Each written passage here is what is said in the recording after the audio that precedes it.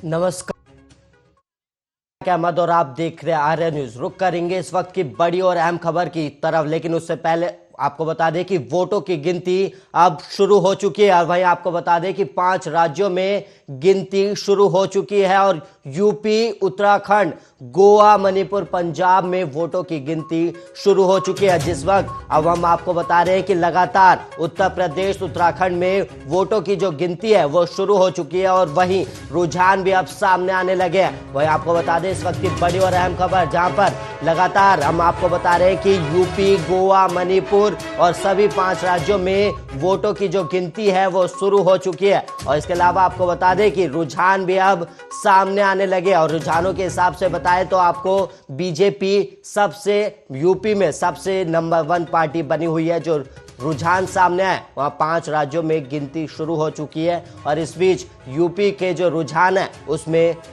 BJP party सबसे आगे बनी हुई है और उसके अलावा समाजवादी पार्टी दूसरे नंबर पर बनी हुई है।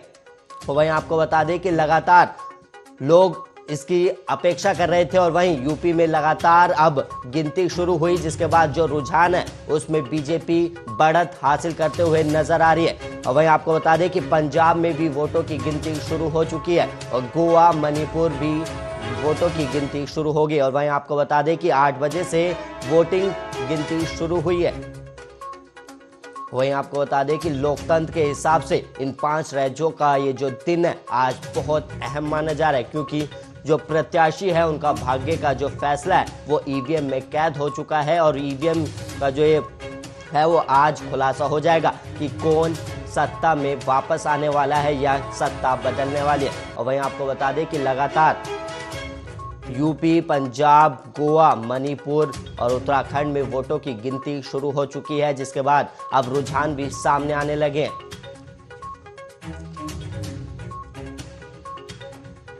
वहीं आपको बता दें कि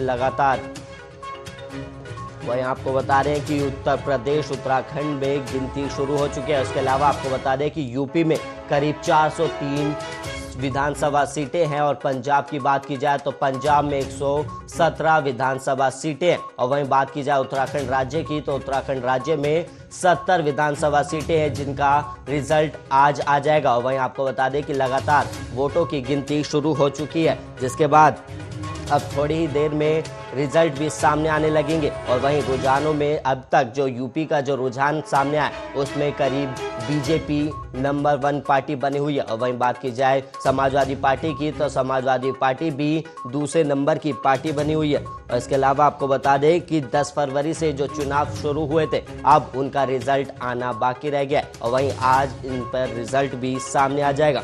और इसके अलावा आपको बता दें कि यूपी, उत्तराखंड, गोवा, मणिपुर और पंजाब में वोटों की गिनती शुरू हो चुकी है। और वहीं यूपी की सीटों की बात की जाए तो यूपी में करीब 403 विधानसभा सीटें हैं। और वहीं पंजाब राज्य की बात की जाए तो पंजाब में 117, गोवा में 40 विधानसभा सीटें और उत्तराखंड की 70, मणिपुर की 60 सीटों पर चुनाव के नतीजे अब सामने आने ही वाले। और वहीं आपको बता दें कि जो रुझान सामने आ रहे हैं उसमें यूपी में बीजेपी आगे चल रही है और वहीं इसके अलावा लोग जो समाजवादी पार्टी है उन्होंने अपना दावा किया कि उनकी सरकार बनेगी। इसके अलावा बीजेपी पार्टी भी दावा कर रही है कि उनकी सरकार बनेगी, लेकिन अब रुझानों में साफ हो जाएगा और रिजल्ट में साफ हो जाएगा कि कौन सत्ता में वापसी करने वाला है या कौन सत्ता पर काबिज होगा। और वहीं आपको बता दें कि यूपी, उत्तराखंड में वोटों की गिनती शुरू हो चुकी है और वहीं गोवा, मणिपुर में भी वोटों की गिनती शुरू हो चुकी है।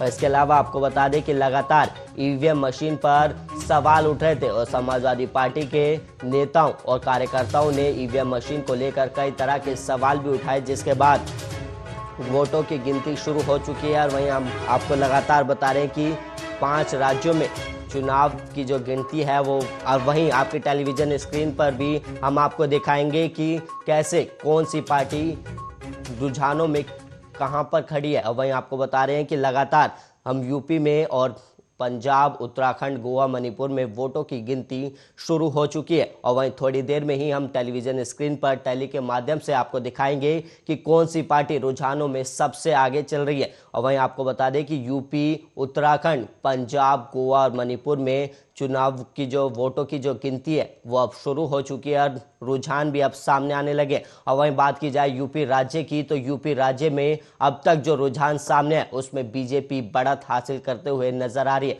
और वहीं समाजवादी पार्टी भी अब आप टेलीविजन स्क्रीन पर देख सकते हैं। अगर उत्तर प्रदेश की बात की जाए तो अब तक 168 सीटों का रुझान आ चुका है, जिसमें बीजेपी 101 पर, कांग्रेस 2 पर और समाजवादी पार्टी 60 पर बढ़त बनाए हुए है। और वहीं बीएसपी की बात की जाए तो बीएसपी 3 सीटों पर आगे चल रही है। और इसके अलावा उत्तराखंड की बात की जाए तो उत्तराखंड में जो रुझान सामने है वो भी आपकी टेलीविजन स्क्रीन पर सामने है, जहां पर बीजेपी पर 15 सीटों से आगे चल रही है और कांग्रेस 1। और वहीं बात की जाए अन्य की तो 5 सीटें हैं। और जो हम रुझान दिखा रहे हैं कि अब तक 403 में से 168 सीटों पर रुझान आए हैं, जिसके बाद बीजेपी यूपी में सबसे बड़ी पार्टी नजर आ रही है जो रुझान के हिसाब से। और वहीं आपको बता दें कि वहीं इसी खबर पर हमारे साथ ज्यादा जानकारी के लिए और ज्यादा चर्चा के लिए हमारे साथ पंकज जी जुड़ गए। पंकज जो कि वरिष्ठ पत्रकार है, आपका आर्य न्यूज पर बहुत बहुत स्वागत है। जी बताएं। जी, देखो रुझान जो है वो अब सामने आ चुके हैं और लगातार बीजेपी बढ़त हासिल बनाए हुए हैं, तो इस पर आपकी प्रतिक्रिया और आपका जवाब चाहूंगा। देखिए, एक चीज समझ लीजिए कि सबसे बड़ी चीज है कि बीजेपी उत्तर प्रदेश का एक बड़ा चेहरा रही है। 14 साल बाद 2017 में बीजेपी की वापसी हुई उत्तर प्रदेश की सत्ता में। लेकिन बीजेपी ने जिस तरह से योगी आदित्यनाथ को मुख्यमंत्री के पद पर शोभित किया और योगी आदित्यनाथ ने जिस तरह से लॉ एंड ऑर्डर को संजोने का काम किया और देश उत्तर प्रदेश की जनता को एक संदेश दिया कि सभी सुरक्षित है और महिलाओं के लिए विशेष तौर से, उसका सीधा फायदा ये इस चुनाव में दिखाई दे रहा है। और ये समझ लीजिए कि 15 करोड़ 2 लाख वोटर है उत्तर प्रदेश, 24 करोड़ है जिसमें 15 करोड़ 2 लाख वोटर है, उसमें 8 करोड़ पुरुष और 6 करोड़ 98 लाख महिला मतदाता है। तो महिला मतदाताओं की धमक इस चुनाव में दिखाई दे रही है। महिला मतदाताओं का under current vote Bharatiya Janata party के साथ रहा है। तो सामाजिक सशक्तिकरण, महिला सशक्तिकरण को लेके, चाहे आप उनके सुरक्षा को लेके, उसको दिखाई दे रहा है। और जो 18 साल के ऊपर की लड़कियों ने जिनका वोट दिया है वो भी बीजेपी के पक्ष में जाता दिखाई दे रहा है, क्योंकि ये माहौल इस चीज को प्रदर्शित कर रहे हैं। और ये उत्तर प्रदेश में जिस तरह से बीजेपी ने हर महीने 15 करोड़ लोगों को 2 टाइम राशन की व्यवस्था किया, लॉ एंड ऑर्डर की व्यवस्था किया, शौचालय की व्यवस्था किया, इन सब चीजों का फलीभूत होता साक्षात दिखाई दे रहा है। ये निश्चित समझ लीजिए आप। इसी का परिणाम है कि बीजेपी जिस तरह से उत्तर प्रदेश में बढ़त बनाए हुए है और बीजेपी के तमाम नेता भी उसमें बढ़त बनाए हुए हैं, योगी आदित्यनाथ खुद आगे चल रहे हैं, तो ये एक बड़ा संदेश जा रहा है। लेकिन यहाँ पर सवाल एक ये भी उठता है कि ईवीएम मशीन को लेकर लगातार समाजवादी पार्टी भी सवाल उठा रही है। और इसके अलावा बात की जाए तो चुनाव आयोग ने भी 3 अधिकारियों को सस्पेंड किया है, तो इस पर क्या कुछ कहेंगे आप? देखिए, ईवीएम मशीन का मुद्दा शुरू से हिंदुस्तान में रहा है और इसके पहले चुनाव आयोग ने कई बार इस चीज को कहा है कि आप आके ईवीएम मशीन को चेक कर लें। अगर जो उसके आपके कंप्यूटर के जानकार हैं, जो आईटी के जानकार हैं, वो आके उसको चेक कर लें, हर तरह से कर लें। लेकिन कोई आगे नहीं आया। 1-2 लोगों को छोड़ के आए भी तो उन्होंने भी उसमें कोई हाथ नहीं लगाया, किसी प्रकार की कोई टेस्टिंग नहीं की। तो ये इस बात को प्रदर्शित करता है, खाली देखिए आरोप लगाने से नहीं करता है। यहाँ पर सवाल ये है कि लगातार लोग ईवीएम मशीन पर सवाल उठाते हैं, लेकिन टेक्निकल नहीं। अब जो खबरें जो सामने आई, जो जब सत्ता जब हाथ में आती दिखाई देती है तो लोग ईवीएम मशीन विपक्ष हमेशा भूल जाता है। ये कोई नई बात नहीं है, ये पक्ष विपक्ष का वो रहता है। और ज्यादातर विपक्ष के लोग इस तरह के अनर्गल प्रलाप किया करते हैं और उसके बाद जब वो उनकी सत्ता बनती है तो वो उसको भूल जाते हैं। लेकिन जब सत्ता नहीं आती है तो फिर उसपे अनर्गल वो तमाम तरह की चीजें किया करते हैं। अभी आप बनारस का मामला लें जी, जहां पर इस तरह की घटना हुई बनारस में, ये कहा गया तो बनारस में 7 तारीख को वोटिंग थी और वोटिंग जाके वो ईवीएम सारी जो है सील बंद हो गई, सब कुछ हो गई। और जो ये वोटिंग जो ईवीएम की मशीनें प्रदर्शित की गई वो जो है ट्रेनिंग के पीरियड की थी। जो लोगों को ट्रेनिंग दी जा रही थी उस समय की ईवीएम मशीनें थी, उनका कोई लेना देना नहीं। लेकिन अगर ऐसा ही कुछ था तो फिर चुनाव आयोग को इस पर एक्शन क्यों लेना पड़ा और वहां पर अधिकारियों को सस्पेंड क्यों करना पड़ा? देखिए, ये मेन चीज ये हो गया कि ये एक चीज स्पष्ट समझ लीजिए कि ये कार्य चुनाव के बाद, मतगणना संपन्न होने के बाद ये हो सकता था। तो इतनी जल्दीबाजी क्या थी उस चीज की कि उसको वहां से रिसफल किया जाए, हटाया जाए, इस तरह की चीजें नहीं होनी चाहिए थी। तो उसी के कारण चुनाव आयोग ने उस पर एक्शन भी लिया। तो क्योंकि ये काम तो बाद में भी हो सकता था, इतनी जल्दी किस चीज की थी, उसमें तो कोई दिक्कत थी नहीं, वो मशीनों का कोई औचित्य नहीं था। और वहाँ जो बनारस में जहाँ काउंटिंग का स्थल बनाया गया है, वहां पर पूरा उस तरह से वो सील पैक है, वो पूरा, उसमें कोई संशय नहीं है, किसी प्रकार की कोई बंगलिंग की व्यवस्था नहीं है, कुछ नहीं है। हम लोग तो काशी के वासी हैं, अभी मैं स्वयं बनारस में वोटिंग करके आ रहा हूँ 7 तारीख को। मैं खुद बनारस का निवासी हूँ और मैं 7 तारीख को मैंने खुद वहाँ वोट डाला और मैं बनारस में था भी। आज मैं सुबह बनारस से वापसी भी लौटा भी हूँ लखनऊ। तो इस तरह की चीजें कहने का कोई औचित्य नहीं और ये अनर्गल चीजों का कोई मतलब नहीं है। लेकिन चूंकि लापरवाही हुई इसलिए चुनाव आयोग ने इस पर कार्रवाई भी किया। लेकिन सवाल यहां पर एक ये भी है ना कि बरेली में जो कूड़े की गाड़ी में ईवीएम मशीन पाई गई थी, उसको लेकर समाजवादी पार्टी ने धरना प्रदर्शन किया और जमकर बवाल भी काटा, जिसके बाद चुनाव आयोग एक्शन में आया था, जिसके बाद वहां के एसडीएम को हटाया गया था। तो यहां पर कूड़े की गाड़ी में ईवीएम मशीन क्या कर रही थी फिर? देखिए, ये एक जांच का मुद्दा है। इन चीजों को जब तक इसकी गहनता से जांच ना हो तब तक इस पे कोई भी टिप्पणी करना, किसी भी पक्ष का पक्ष लेना उचित नहीं होगा।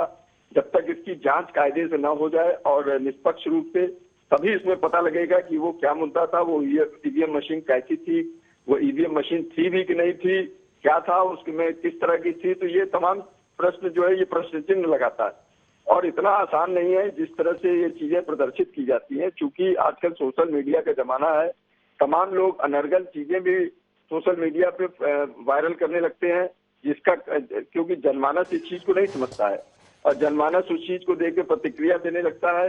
और ये भी एक बहुत बड़ा गड़बड़ है क्योंकि इस पे कोई एक्शन आईटी एक्ट के तहत नहीं होता है, जबकि आईटी एक्ट की धारा के तहत इस पे एक्शन होना चाहिए कि अनर्गल प्रलाप लोग जो सोशल मीडिया पे करने लगते हैं, इससे पब्लिक बहुत भ्रमित होती है और मीडिया जगत भी भ्रमित होता है। लेकिन पंकज, यहां पर जो रुझान सामने आ रहे हैं वहां पर अब सपा लगातार बीजेपी को टक्कर दे रही है। वहीं आपको बता दें कि जो 130 सीटों का जो रुझान सामने है उसमें बीजेपी 67 पर है और समाजवादी पार्टी 60 पर है। तो इस पर आपकी प्रतिक्रिया चाहूंगा। देखिए, एंटी कन्वेंसिंग तो होता ही है और किसी भी दल का, कोई भी दल, उत्तर प्रदेश एक बड़ा राज्य है और किसी भी राज्य में, उत्तर प्रदेश ऐसे राज्य में आप कितना भी कुछ कर लीजिए लेकिन एंटी कंपेंसिंग तो हर उसमें जाती है। हालांकि योगी आदित्यनाथ जी ने श्रेष्ठ काम किए, तभी तो बीजेपी वो मिथक भी तोड़ते हुए दिखाई दे रहे हैं कि आज तक उत्तर प्रदेश के इतिहास में किसी भी दल की दोबारा वापसी नहीं हुई। तो इस चीज को भी योगी आदित्यनाथ मिथक तोड़ते हुए दिखाई दे रहे हैं। और योगी आदित्यनाथ 26 साल की उम्र में सांसद बने और 5 बार सांसद थे। और दूसरी चीज है कि अगर आप वहां की बात करें, नोएडा की बात करें, नोएडा कोई मुख्यमंत्री जाने की हिम्मत नहीं करता था। जो जाता था उसकी या तो सत्ता चली जाती थी या तो क्या नाम है उसकी पार्टी वहां से चली जाती थी। लेकिन योगी आदित्यनाथ जी ने वहां कई बार गए और इस मिथक को भी तोड़ा। तो ये जो ट्रेंड दिखाई दे रहा है वो प्रदर्शित करता है कि ये आपके उत्तर प्रदेश में इस तरह की चीजें मतलब होने जा रही है। लेकिन समाजवादी पार्टी भी एक बहुत अच्छे तरीके से बढ़त बनाए हुए है, जो ये प्रदर्शित कर रहा है कि समाजवादी पार्टी भी उत्तर प्रदेश में कड़ी टक्कर बीजेपी को दे रही है। पंकज, ये तो आने वाले समय में या फिर आज साफ हो जाएगा कि कौन सत्ता में काबिज होगा। लेकिन इस बीच यहाँ पर यह भी सवाल बनता है कि पंजाब में लगातार कई पार्टियों ने जमकर प्रचार प्रसार किया था, जो रुझान सामने आ रहे हैं वहां पर बीजेपी भी खाता खोलते हुए नजर आ रही है। तो क्या लगता है इस बार पंजाब में बीजेपी सत्ता हासिल कर सकती है? नहीं, देखिए, बीजेपी, अभी तो ये कहना जल्दीबाजी होगा, लेकिन हम जिस तरह का रुझान और जिस तरह की चीजें दिखाई दे रही हैं, ये पंजाब में हमको तो नहीं लगता है कि बीजेपी वहां पर सत्तारूढ़ होगी, क्योंकि बीजेपी ने वहां पर कैप्टन अमरिंदर सिंह की पार्टी पंजाब विकास पार्टी के साथ में गठबंधन किया और उस गठबंधन का कोई माने नहीं है। पब्लिक में एक तरह से कहा जाए तो कैप्टन अमरिंदर सिंह को 2 बार के जो पटियाला से आते हैं, पटियाला के राजा हैं, 2 बार के मुख्यमंत्री रहे, लेकिन उसको नकार सा दिया है और वो वहाँ कुछ करते हुए नजर नहीं आ रहे हैं। बल्कि वहाँ जो है आम आदमी पार्टी काफी बढ़त बनाए हुए है और काफी अच्छी सीटों पे वो बढ़त बनाए हुए। तो ये अगर यही ट्रेंड जारी रहा तो वहाँ की जनता जिस तरह से बदलाव कर रही है, ये निश्चित मान के चलिए कि वहां पर आम आदमी की पार्टी की सरकार बनना तय है।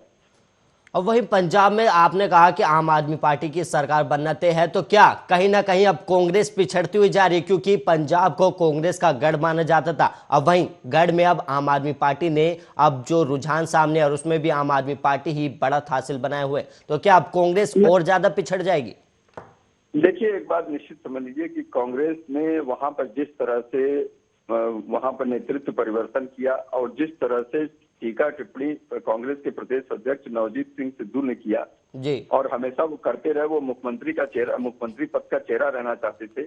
लेकिन राहुल गांधी ने, जो कांग्रेस के वहां के प्रभारी भी हैं, राष्ट्रीय महासचिव, उन्होंने उसको नहीं बनाया। उनको नहीं बनाया तो उस बात को लेकर बड़ी प्रतिक्रिया रही।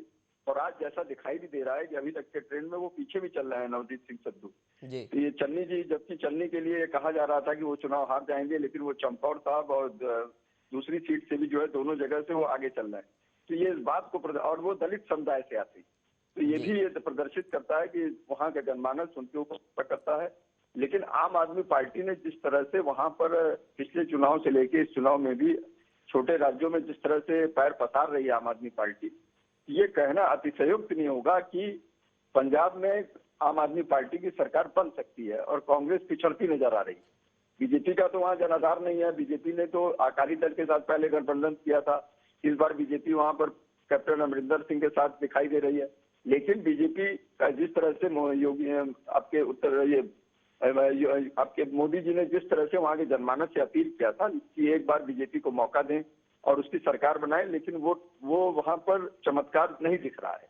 ये निश्चित मान के चलिए कि वहां पर आम आदमी पार्टी और कांग्रेस में बड़ी टक्कर है और इसी में से जो भी सरकार बनाने की स्थिति में आएगा वो बना सकता है। पंकज जी, आप हमारे साथ बने रहिएगा। लेकिन और वहीं आपको बता दें, इस वक्त एक और बड़ी खबर सामने आ रही है, जहां पर हम आपको बता दें कि लगातार जौनपुर के मल्हानी से धनंजय सिंह आगे चल रहे हैं। इस वक्त की बड़ी और अहम खबर, जहां पर धनंजय सिंह आगे चल रहे हैं। जौनपुर के मल्हानी धनंजय सिंह, जो रुझान सामने है उसमें धनंजय सिंह आगे चल रहे हैं। वहीं आपको बता दें कि जेडीयू पार्टी की तरफ से धनंजय सिंह प्रत्याशी से, जो अब जौनपुर के मल्हानी सीट पर जो रुझान सामने आए, वहां पर धनंजय सिंह को बढ़त हासिल होते हुए नजर आ रही है। इस वक्त की बड़ी और अहम खबर, जहां पर लगातार हम चुनाव से रिलेटेड आपको अपडेट दे रहे हैं। और इस बीच जौनपुर के मल्हानी से धनंजय सिंह, जो जेडीयू के प्रत्याशी हैं, वो लगातार रुझान में आगे बने हुए हैं। इस वक्त की बड़ी और अहम खबर, जहां पर लगातार जौनपुर के मल्हानी विधानसभा सीट से जो जेडीयू प्रत्याशी है धनंजय सिंह, वो आगे चल रहे हैं। इस वक्त की बड़ी और अहम खबर, जहां पर लगातार रुझान जो सामने आ रहे हैं उसमें जेडीयू के पंकज रस्तोगी जी, एक बार फिर धनंजय सिंह जो जेडीयू पार्टी से हैं, वहां पर अब ये बढ़त हासिल करे हुए हैं, तो क्या कुछ लगता है, क्या जेडीयू भी अब खाता खोल सकती है यूपी में? बिल्कुल, जिस तरह से ये ट्रेंड दिखा रहा है, और धनंजय सिंह ठाकरों के नेता हैं, वो ठीक है, माफिया हैं, लेकिन वहाँ एक उनके ऊपर तमाम मुकदमे हैं, वो तो खैर अलग मैटर है। लेकिन जिस तरह से उन्होंने जनता दल यूनाइटेड से सीट हासिल की और उसी पे चुनाव लड़ रहे हैं, तो ये जिस तरह से उनकी बढ़त दिखाई दे रही है, तो ये कहना अतिशयोक्ति नहीं होगा कि वो चुनाव जीत भी सकते हैं, क्योंकि वो वहां से सांसद भी रह चुके हैं। तो इसलिए ये निश्चित मान के चलिए कि वो उनका जीतना कोई बड़ी बात नहीं है, वो चुनाव जीत सकते हैं। ये नहीं कहा जा सकता, क्योंकि जनता बीजेपी उनको टिकट देती नहीं थी, कोई अन्य दल देने को तैयार नहीं थे, तो उन्होंने जनता दल यूनाइटेड का दामन थामा और जनता दल यूनाइटेड के प्रत्याशी के रूप में वो चुनाव लड़ रहे हैं। तो ये निश्चित समझ लीजिए कि हो सकता है कि वो वहाँ खाता खोल सकते हैं। पंकज रस्तोगी जी, यहाँ पर एक सवाल ये भी है, क्या धनंजय सिंह के चेहरे पर जेडीयू पार्टी जो है वो यूपी में अपनी जो दाव है वो लगा रही थी, क्या वो अब सही साबित हो सकती है? देखिए, एक बात समझ लीजिए कि धनंजय सिंह की पत्नी वहाँ पंचायत की अध्यक्ष है जौनपुर में जी, और वो निर्दलीय प्रत्याशी के रूप में उन्होंने वहाँ पे विजय हासिल की। तो ये भी चीज है कि उनको लेके जनता दल यूनाइटेड आगे बढ़ रही है। तो मतलब जनता दल यूनाइटेड अपने, चूंकि बीजेपी का सहयोगी दल है वहाँ बिहार में, तो वो गठबंधन दल है, तो वो ये केंद्र में भी गठबंधन दल है। तो ये यहाँ पर उत्तर प्रदेश में हालांकि उनका कोई कोalition नहीं रहा, तो इसलिए वो ये गठबंधन नहीं था, तो ये वो चाहते हैं कि उत्तर प्रदेश में भी उनकी धमक दिखाई दे, तो इसलिए वो आगे बढ़ने की ओर उत्तर प्रदेश में भी अपने पैर पसारना चाहते हैं, उसी लिए संभव। पंकज जी, यहाँ पर अब बात की जाए रुझानों की, तो हमने उत्तर प्रदेश और वहीं पंजाब की बात की, तो अब उत्तराखंड की बात की जाए। जो उत्तराखंड के जो रुझान सामने आ रहे हैं उसमें बीजेपी और कांग्रेस आमने सामने और के, या यूं कहें कि आपसी टक्कर है। तो क्या कुछ लगता है इसमें उत्तराखंड में किसकी सरकार बन सकती है? देखिए, उत्तराखंड धार्मिक प्रदेश है, और मोदी इस तरह का वहां पर आपके केदारनाथ धाम का जीर्णोद्धार किया और जो जिस तरह के कार्य किए, तो वहाँ ये कहना अतिशयोक्ति नहीं होगा। वहाँ नेक टू नेक फाइट चल रही है, और जनमानस चूंकि 2 बार वहाँ पे मतलब बीजेपी सत्तारूढ़ है, और बीजेपी ने जो वहाँ कई बार मुख्यमंत्री बदले, उसका भी कहीं ना कहीं नुकसान उसको वहाँ दिखाई दे रहा है। इसीलिए वहाँ कांग्रेस की बढ़त दिख रही है। तो ये भी कहना अतिशयोक्ति नहीं होगा कि वहाँ कुछ भी हो सकता है, लेकिन अभी आगे बहुत जल्दीबाजी होगा इस पे कोई भी प्रतिक्रिया देना, क्योंकि अभी 1 घंटा ही हुआ है जी। आपके ईवीएम मशीन तो खुले हुए, और पहले अभी ईवीएम मशीन तो अभी आधा घंटा 40 मिनट पहले खुली है। पहले तो जो पोस्टल बैलेट थे उनकी गिनती हुई, और ज्यादातर हमेशा रुझान रहा है कि पोस्टल बैलेट में हमेशा बीजेपी आगे रहती है, कहीं भी हो। तो वो तो हो चुका है। अब चूंकि ईवीएम मशीनें खोली जा चुकी हैं हर प्रदेश में, और वो गिनती चल रही है, तो ये चीज है। अब देखिए क्या आगे क्या क्या परिणाम रहते हैं। जी पंकज जी, यहाँ पर अगर मणिपुर की भी बात की जाए, तो मणिपुर में भी बीजेपी और अन्य जो है वो रुझानों में बीजेपी बढ़त हासिल कर रही है। तो क्या कुछ लगता है मणिपुर में क्या कुछ हो सकता है? देखिए, मणिपुर उत्तर पूर्व राज्यों में आता है, और 8 राज्य वहाँ मणिपुर वहाँ जो है उत्तर पूर्व के जो राज्य हैं, पूर्व के जो राज्य हैं, नॉर्थ ईस्ट, वहाँ के जो है उत्तर पूर्व में करीब 8 राज्य आते हैं। और वहाँ नरेंद्र मोदी के नेतृत्व में और एक बहुत कार्य किए गए। वहाँ लोकसभा की 25 सीटें आती हैं टोटल नॉर्थ ईस्ट में, और जिस तरह से त्रिपुरा में और अरुणाचल में हर तरफ जो बीजेपी ने जिस तरह के काम किए, वहां पर एक दिक्कत और रही। वहां पर क्या, वहां पर आपके वहां लोगों को सोचिए, हम लोग यहाँ पर मतलब जनमानस को 7 पे कमीशन लागू है, 7 पे कमीशन, वहां पर 3rd 4th पे कमीशन लागू है। मतलब वहाँ विकास की कोई वो नहीं है, कोई व्यवस्था नहीं है। तो उन सब चीजों का भी पब्लिक को एक नरेंद्र मोदी के कुशल नेतृत्व में पंकज एक जी, पंकज जी, चीजें आप दिखाई बने दे। रहिएगा। इस वक्त एक और बड़ी खबर सामने आ रही है, उस वक्त की बड़ी और अहम खबर, जहां पर गोवा के रुझानों में कांग्रेस आगे चल रही है। इस वक्त की बड़ी और अहम खबर, गोवा के रुझानों में कांग्रेस पार्टी आगे चल रही है। और वहीं आपको बता दें कि कांग्रेस को रुझानों में 20 सीटें मिलती हुई दिखाई दे रही है। और वहीं बात की जाए बीजेपी की, तो बीजेपी को 16 सीटें मिलती हुई नजर आ रही है। इस वक्त की बड़ी और अहम खबर, जो भी रुझान सामने आ रहे हैं, वो गोवा के जो रुझान है वो हम आपको बता रहे हैं कि गोवा के रुझानों में कांग्रेस पार्टी को बढ़त हासिल होती हुई नजर आ रही है। वहीं जहां बात की जाए कांग्रेस की 20 सीटें और वहीं बीजेपी को 16 सीटें रुझानों में मिलती हुई नजर आ रही है। इस वक्त की बड़ी और अहम खबर, जहां पर हम लगातार आपको बता रहे हैं कि गोवा के रुझान सामने आए, जहां पर गोवा के रुझानों में कांग्रेस पार्टी बढ़त हासिल कर रही हुई है। और वहीं बात की जाए कांग्रेस, तो 20 सीटों पर पंकज जी, गोवा के भी रुझान अब सामने आने लगे और इस बीच कांग्रेस पार्टी बढ़त हासिल किए हुए है। तो इस पर आपकी प्रतिक्रिया चाहूंगा। देखिए, गोवा की अगर बात करें तो गोवा में जो वहाँ के मुख्यमंत्री हैं, और उसको लेके भी एक वो वहाँ का एक मुद्दा, लोकल मुद्दा वहाँ हावी रहा। उसको देख के कांग्रेस वहाँ ने वहाँ पर काफी मेहनत किया है, और एंटी कंपेंसिंग जो मैंने अभी कहा वो बहुत मायने रखता है। उसको लेके भी हालांकि बहुत बड़ा वो है। तो अब देखिए जिस तरह से कांग्रेस वहाँ पुनर्वापसी करते दिखाई दे रही है, और कांग्रेस की जिस तरह से सीटें बढ़ रही हैं, ये एक बहुत बड़ा वो है कि मतलब कहीं ना कहीं से वहाँ पब्लिक में बीजेपी के प्रति रुझान कम वो है, तभी से ये इन चीजों पे वो पीछे दिखाई दे रहे हैं। पंकज जी, यहाँ पर सवाल ये भी है कि आम आदमी पार्टी भी अब गोवा में चुनाव लड़ रही है। तो क्या आम आदमी पार्टी से इस चुनाव पर क्या कुछ असर पड़ेगा? बिल्कुल, देखिए आम आदमी, मैंने आपको पहले भी कहा कि आम आदमी पार्टी का फोकस ज्यादातर छोटे राज्यों पे रहा है। उन्होंने सत्ता हासिल की, उसके बाद से उनका फोकस पंजाब, गोवा, छोटे छोटे जो राज्य हैं वहाँ पे उनका फोकस रहा है।